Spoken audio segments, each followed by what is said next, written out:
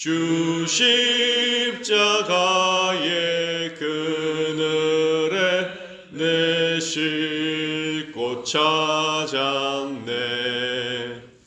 내 눈을 밝히 떠서 십자가 볼 때 날 위해 고난 당하신 주 예수 보인다. 그 형상 볼 때 내 맘에 큰 찔림 받아서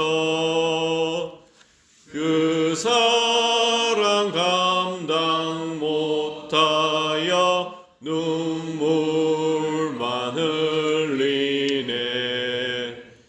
십자가 그늘에서 나 길이 살겠네.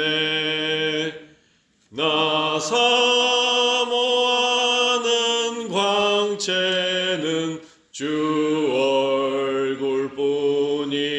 얼굴뿐이라. 이 세상 나를 버려도 나 두려움 없네. 내 한량 없는 영광은 십자가뿐이라. 아멘.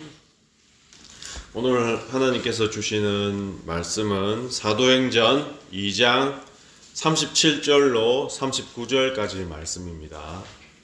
신약 성경 188페이지에 있습니다. 사도행전 2장 37절로 39절 말씀 다 같이 합독하시겠습니다. 그들이 이 말을 듣고 마음에 찔려 베드로와 다른 사도들에게 물어 이르되 형제들아 우리가 어찌할꼬 하거늘 베드로가 이르되 너희가 회개하여 각각 예수 그리스도의 이름으로 세례를 받고 죄 사함을 받으라. 그리하면 성령의 선물을 받으리니 이 약속은 너희와 너희 자녀와 모든 먼데 사람 곧 주 우리의 하나님이 얼마든지 부르시는 자들에게 하신 것이라 하고. 아멘. 오늘 본문은 우리에게 말씀하신 성령께서 복음을 듣는 자들에게 맺게 하신 첫 열매에 대해서 알려주고 있습니다. 오늘 본문은 오순절 성령 강림 이후에 복음이 처음 선포되었을 때 일어난 놀라운 반응을 기록하고 있습니다. 본문에 나오는 베드로의 설교는 단순한 말이 아니라 성령의 능력이 있는 하나님의 말씀이었습니다. 그 결과 사람들의 심령에 근본적인 변화가 일어났습니다. 본문 37절에 이렇게 말합니다. 그들이 이 말을 듣고 마음에 찔려라고 나옵니다. 여기서 마음에 찔려라는 표현은 헬라어로 쾌테뉘게산이라는 표현입니다. 쾌테뉘게산 어떤 뜻일까요? 이 단어는 단순히 감격을 받았다는 뜻이 뛰어넘어서 그 뜻보다 더 깊이 있게 찌르다, 날카롭게 관통하다, 양심을 꿰뚫다는 뜻으로 마음에 찔려 이런 쾌테뉘게산이라는 헬라어를 썼습니다. 베드로는 그들의 감정을 자극하지는 않았습니다. 하지만 그들이 마음에 찔림을 받아 베드로와 다른 사람들에게 물어 이르되 형제들아 우리가 어찌할꼬 라고 묻고 있습니다. 베드로는 예수 그리스도의 십자가와 부활을 담대하게 설교로서 선포하고 있습니다. 그 결과 성령께서 그들의 양심을 찌르셨던 것입니다. 그들은 어떤 자들일까요? 예수님을 십자가에 못 박았던 이스라엘 백성들, 대제사장들, 서기관들이죠. 사랑하는 여러분, 구원의 시작은 감동이 아니라 찔림에 있어서 구원이 시작되는 것입니다. 구원의 시작은 먼저 제일 시작이 찔림이 있기 때문인 것입니다. 죄를 죄로 깨닫는 것, 이것이 은혜의 시작, 출발점입니다. 그들은 외쳤습니다. 형제들아, 우리가 어찌할꼬? 이 질문은 절망의 질문이면서 동시에 소망의 시작일 것입니다. 왜냐하면 아직 묻고 있고 아직 길을 찾고 있기 때문입니다. 38절에 베드로는 분명히 말하고 있습니다. 회개하여 각각 예수 그리스도의 이름으로 세례를 받고 죄 사함을 받으라 라고 선포하고 있습니다. 여기서 헬라어 회개하라는 헬라어는 메타노이어테라는 표현을 씁니다. 이것은 단순한 후회나 이런 반성이 아니라 생각을 바꾸고 삶의 방향을 바꾸고 그리고 더 나아가 삶의 주인까지 바꾸는 지경을 말하는 것입니다.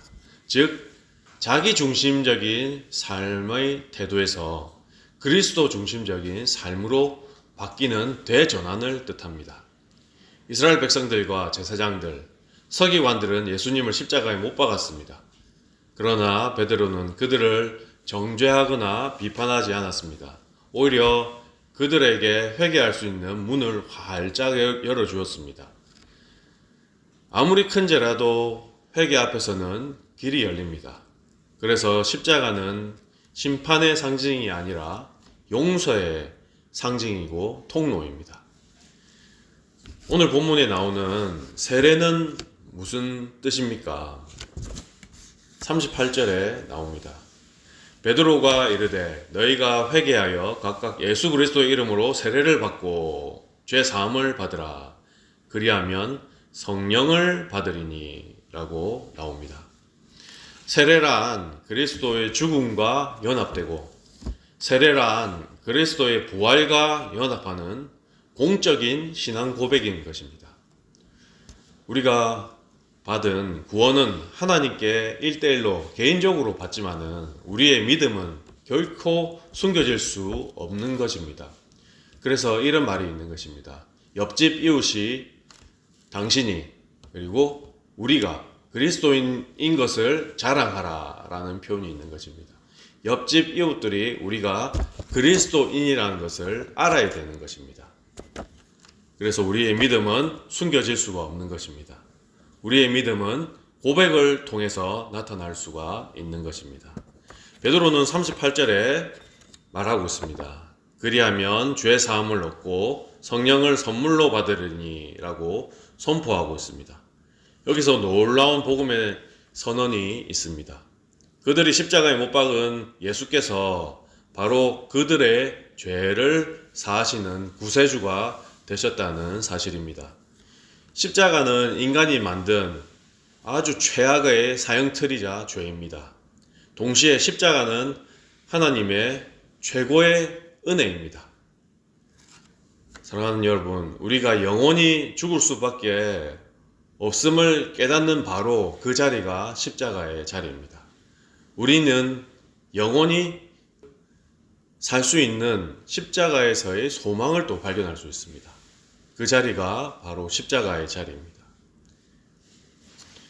38절에 나오는 예수 그리스도의 이름으로 세례를 받고 죄 사함을 받으라 한 결과는 무엇이겠습니까?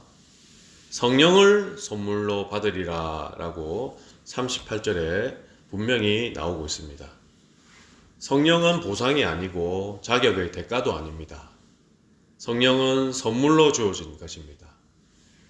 구원은 은혜로 시작되고 성령의 임재로 완성이 되는 것이기 때문입니다.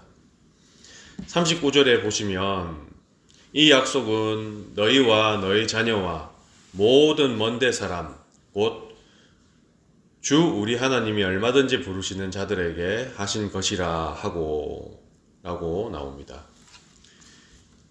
39절 말씀에서 우리는 세 가지를 알 수 있습니다. 첫째로 성령을 선물로 받으리라는 이 약속이 너희와 너희 자녀들에게 영향을 미친다는 것입니다. 하나님의 구원은 가정 안에서 이루어지고 약속이 성취된다는 것을 알 수 있습니다.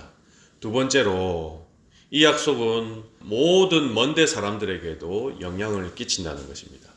그래서 모든 먼데 있는 사람, 이방인들에게도 보편적인 약속인 것을 알 수가 있습니다.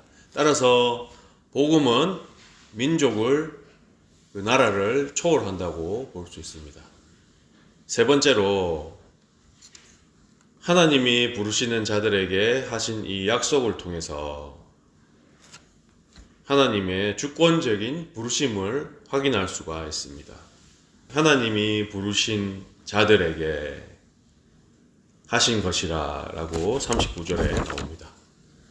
구원은 하나님의 은혜로 부르심을 통해서 완성이 됩니다.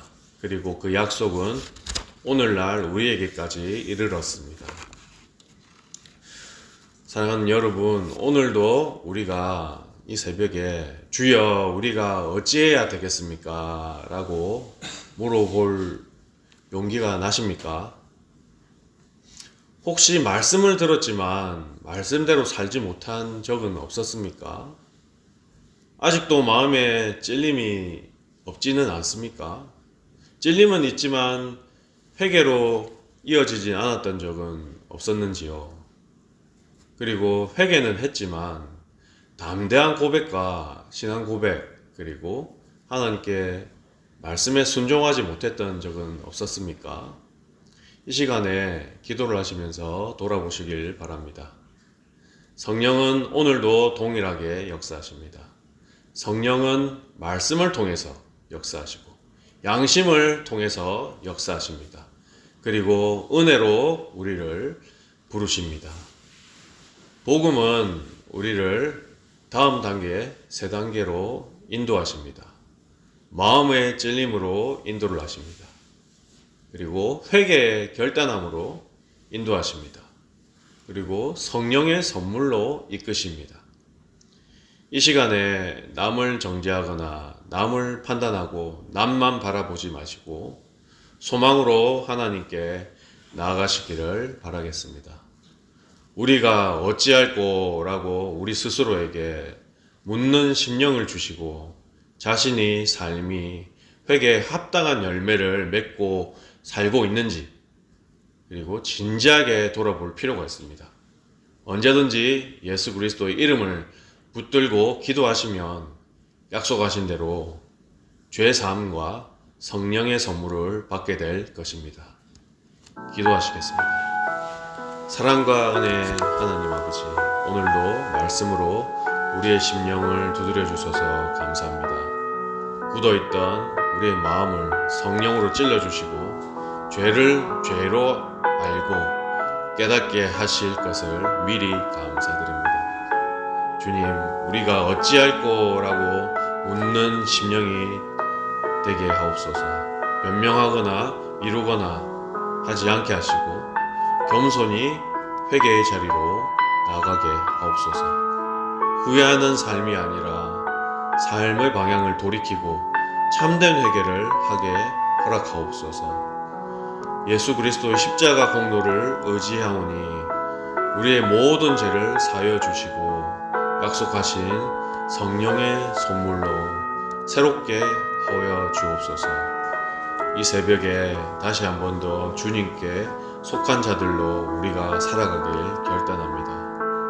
우리의 삶이 복음에 합당한 열매를 풍성히 맺게 하옵소서. 살아계신 주 예수 그리스도 이름으로 기도드립니다.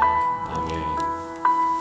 하늘에 계신 우리 아버지의 이름을 거룩하게 하시며 아버지의 나라가 오게 하시며 아버지의 뜻이 하늘에서와 같이 땅에서도 이루어지게 하소서. 오늘 우리에게 일용할 양식을 주시고 우리가 우리에게 잘못한 사람을 용서하여 준 것 같이 우리 죄를 용서하여 주시고 우리를 시험에 빠지지 않게 하시고 악에서 구하소서.